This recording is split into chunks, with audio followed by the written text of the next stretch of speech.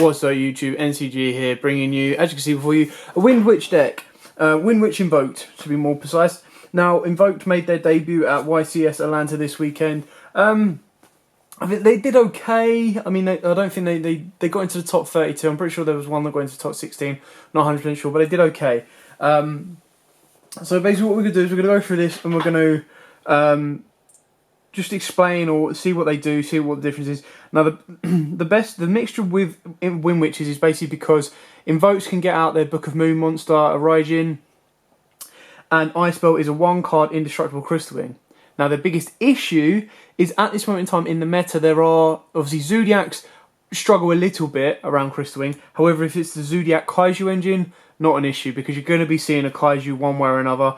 And you get rid of that Crystalling and it's not that big of an issue anymore, which is where the Invokes come in. But unfortunately, I don't think the Invokes are, they're nowhere near as strong as Crystalling himself when he's indestructible. Anyway, we're going to go straight through it and we'll go through bits and bobs. So, for the Windwitches, you play Triple Icebell. Well, I play Triple Icebell. This is your one-card indestructible Crystalling. Special summon this way, you control no monsters. Special summon Glassbell from deck. And then Glassbell searches out Snowbell, which you then special summon Snowbell to make Crystalling indestructible. Now, some people, or most people, are playing 3-2-1. Now, the reason you play 2 of this is if you open up with it, your combo's kind of dead or slowed down because you have to use your normal summon. So 2 kind of, yes, it increases the chances of you opening them with it. However, even if you do, you still got that extra one in deck. Now, the reason I play 2 Snowbell is in a build, there is a way of getting Snowbell out to make 2 Crystal Wings. But this can also help with the Call of the Hornets we play in a deck. If you bring back your level 7 Windwitch, you can get this guy out and go into a Crystal Wing again. So that's it for the Windwitch engine. We now play Triple Alistair. Obviously, Alistair is the main card of the Invoked in the main deck. Monster-wise anyway. When this guy is normal summoned or flip summoned, you can add an invocation from your deck to your hand. During either player's turn, you can drop this guy to the graveyard and give a fusion monster you control an extra K boost. So, he's a very, very nice. And you recycle him with Invocation. So when we get to Invocation, I'll explain that. Double Ghost Ogre and Snow Rabbit. One of the best hand traps in the game. It really disrupts your opponent's plays. Double Maxi, again, probably is the best hand trap in this game. Especially with the way you stuff special summons. And then we play a small artifact engine. Double Scythe, 1 Moral Attack, just to disrupt more plays and lock your opponent out of their extra deck. And then you can use your Call of the Hornets to recycle Scythe. Now on for the spells. Triple Wonder Wand. Now this card does actually quite a lot in this deck. If you open up with a dead Windwitch, you add this to it and pop it and draw 2. You then go again. So I mean, to be totally honest, you can special summon Icebell from your hand when you control no monsters, but do not activate its second effect if you've got another one in hand. So you can get a +2 draw off it. So you special summon this girl, go out, do not use its effect, attach it with a Wonder Wand, pop it, draw 2, and then if you've got a second one in hand, I would only advise doing this if you have a second in hand, special summon it, use its effect and go off. It can be special summoned more than once per turn, but you can only use its effect to special summon a Windwitch from deck once per turn. So, yeah, you've got ways of drawing. And Alistair as well, you attach Wonder Wand to your Alistair, pop your Alistair, get 2 draws, and then you can activate Invocation from the graveyard with your Alistair, which works just as well.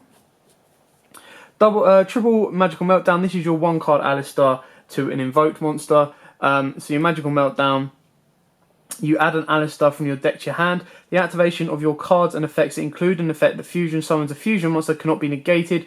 Also, your opponent's cards and effects cannot activate when a monster is fusion summoned this way. You can only activate 1 Magical Meltdown per turn. So, basically, I'm trying to think how to best explain it. So, if you activate your Invocation, your opponent cannot negate the Invocation. However, they can chain Barrier or something like that. Because Barrier does not negate, it just stops you accessing. So it's not indestructible, but it gives you a mighty hand up. Double Terraforming, you can easily do this triple just so you can see your Magical Meltdown as early and as soon as possible. That's the only reason you play 3 is just to get your consistency there.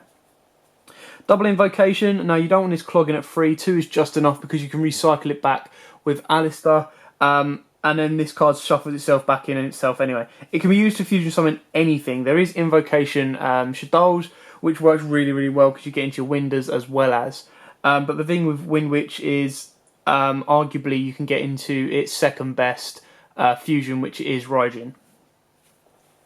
Double Twin Twister, because back row hate, you don't want it. If you go second, like, the Invokes, I say, personally, unless you're going into Mech Bar, are better going second, because you can start using your opponent's monsters from the graveyard.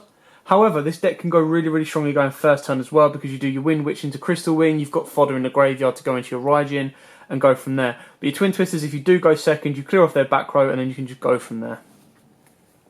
One Dark Hole and one Raigeki. Now, the reason I play Dark Hole is the pure fact that sometimes you just want to clear the board. Sometimes a Dark Hole is better for you than a Raigeki, because you can clear your own board and then you've got an ice spell to go again next turn, or during that turn. So it helps out massively. It also doubles up your opportunities to clear in a zoo board. Now onto the traps. Triple Artifact Sanctum. What more do you want? It's another barrier. It stops your opponent accessing their extra deck. It's a bit more generic than the only issue with it is, if your opponent hits Vanities or Strike, they can stop your Scythe. However, you do pull this off, they're not doing anything for that turn. Double Call of the Haunted to cycle back your Crystal Wings should you wish to, but mainly for your Scythes as well, or your other artifact. Double Barrier, you can side in the third if you wish, or main the third. It's really down to personal preference. Just with this and Sanctum, you've got a 6 in 40 chance of locking your opponent out for a turn. One Solemn Strike, one Solemn Warning, one Vanity's Emptiness. Vanity's Emptiness is just broke as hell. If you get your Crystal Wing on board with a Raijin, there is a way in this deck to get 2 Raijins, but let's go with minimal. 1 Crystal Wing and a Raijin. Flip your Vanities, they are not Kaijuing you. They will have to pop your Vanities before they go anywhere, but you pretty much have game. Now on to the extra deck. Double Crystal Wing. You have the ability to make 2 Crystal Wings indestructible. Why not? Stardust, just for protection, and you can side in Starlight Road. Clear Wing, for that time where you don't want your opponent targeting your Crystal Wing. Not that it really matters too much, but your Clear Wing is there as an extra step up into that. You also play your Windwitch Winterbell, which can help bring out, special summon out your monsters from hand during the battle phase, but 9 times out of 10 you're just going into this card to burn for that extra bit, and then going into Crystal Wing. Triple Invoked Raijin. This is the easiest invoked card to get into in this deck, and it is your Book of Moon during either player's turn, which is very, very nice. Double Invoked Mech Bar is basically your ultimate Provenance, but banishes the card as well, so the banish is very, very important. 1 Invoked Caliga. Now, it's an interesting one because you very rarely go into it. However, being able to banish dark monsters, it helps out quite a bit.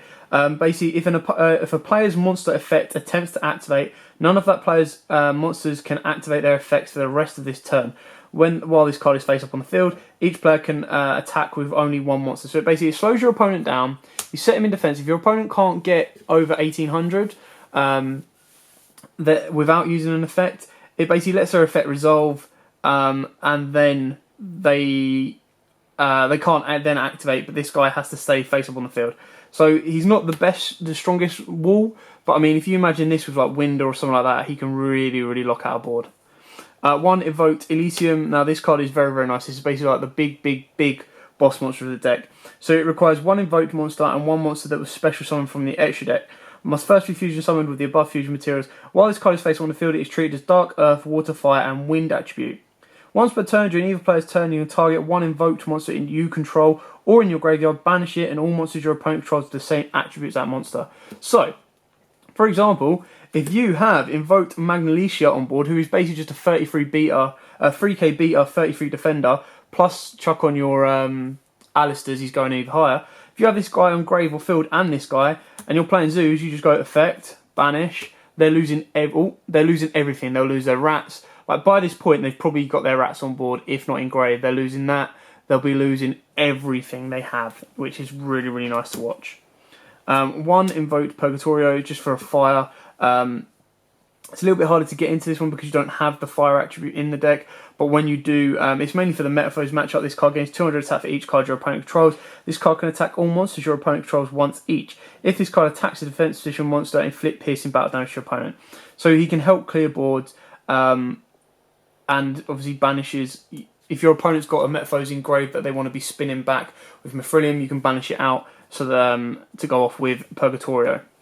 And then Invoked Coetius. Now, Again, he's not as hugely important in here, but he's very, very good that he can't be destroyed by your opponent's card effect. Your opponent cannot target this card with effects, and this card can attack while in defense position. So he's a 29 defender with an 18 attack, can't be targeted or destroyed by card effects. Now, again, there's very, like, the water isn't massive. I mean, you do have toads and stuff like that, so that works nicely to banish their toads. But yeah, he's not as massively important. You can run him, so run him. And that's kind of it. Like, they're very, very straightforward. And it just gives you that extra out to stuff like barrier and a max C. I mean, should your opponent max C you on your ice spell plays, or you don't want to continue to keep giving them the draws, but you can go into your invoke and give them one draw, and your invoke can protect the rest of your cards. So yeah, it's very, very straightforward.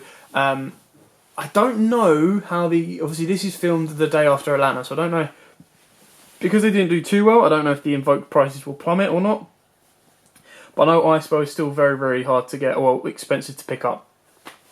But I personally like the Windwitch deck. I really liked my Speedroid variant of it, which I will look into again. But the Invoked engine gives it that next step up. So instead of getting locked out your synchros, you now have the excess. And at this moment in time, it kind of seems like any deck, number one, it's winning the dice roll. Number two, it's can you play under barrier. This deck can play under barrier, and it can do both. If it loses the dice roll, yes, it's a bit of an uphill struggle because of strikes and warnings, but you clear that off, you're good to go. So yeah, thanks for watching. Don't forget to like, comment, subscribe, share for more videos. And until next time, guys, see ya.